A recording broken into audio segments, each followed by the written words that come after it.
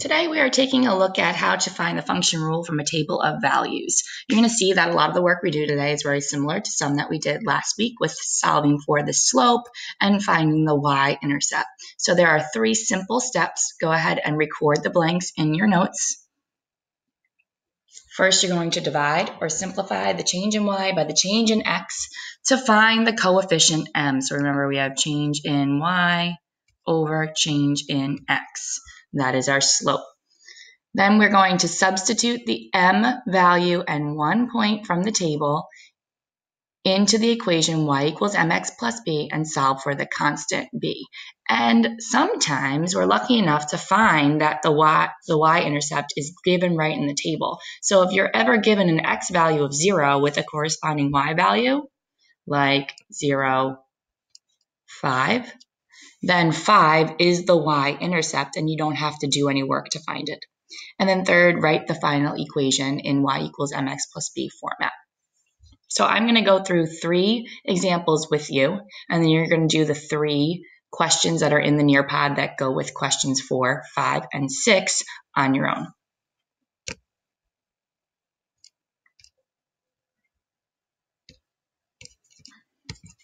All right, so here we have to find the function rule. And we have our table. So our first step is to go ahead and find the slope. So remembering that slope is change in y over change in x. If you look at the y-axis, we have 1 to 4. That's a change of 3. 4 to 10. That's a change of 6. 10 to 19 is a change of 9. So it looks like it's not increasing at a constant rate. But if you look at the x-axis, negative 1 to 0 goes up by 1. 0 to 2, up by 2. 2 to 5, up by 3. So on that side, it's also not going up at a constant rate. But look at all of the corresponding rises over runs.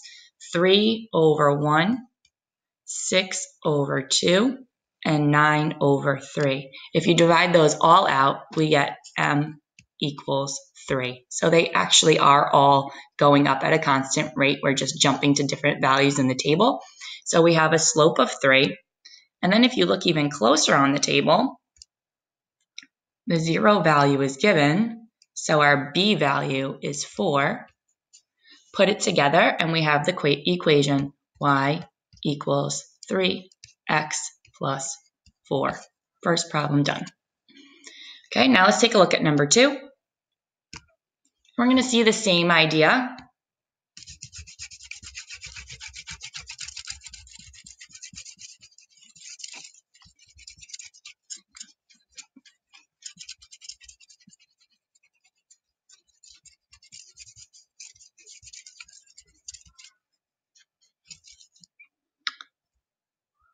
All right, so here we take a look again at the y-axis for the change in y. Negative 1 to 2 is increasing by 3. 2 to 3 is increasing by 1. 3 to 6 is increasing by 3.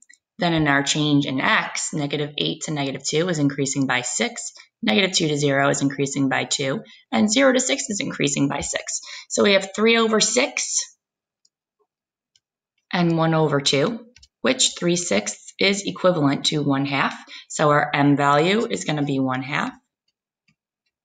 And again, the y-intercept is given as 0, 3, because if I plot the point 0, 3, it's on the y-axis. So my equation is y equals 1/2 x plus 3.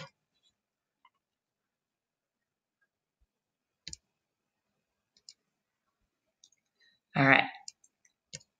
Last one I'm going to do with you for today, for the easy ones where the y-axis is given or the y-intercept is given. Here, my table is different than yours, so I'm just going to change it a little bit. This should be an 8.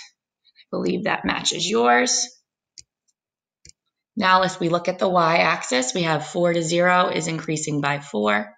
0 to 4, increasing by 4. 4 to 8, increasing by 4. So they're all going up at a constant rate. Then we look at the x-axis, negative 2 to 0 is increasing by 2. 0 to 2, increasing by 2.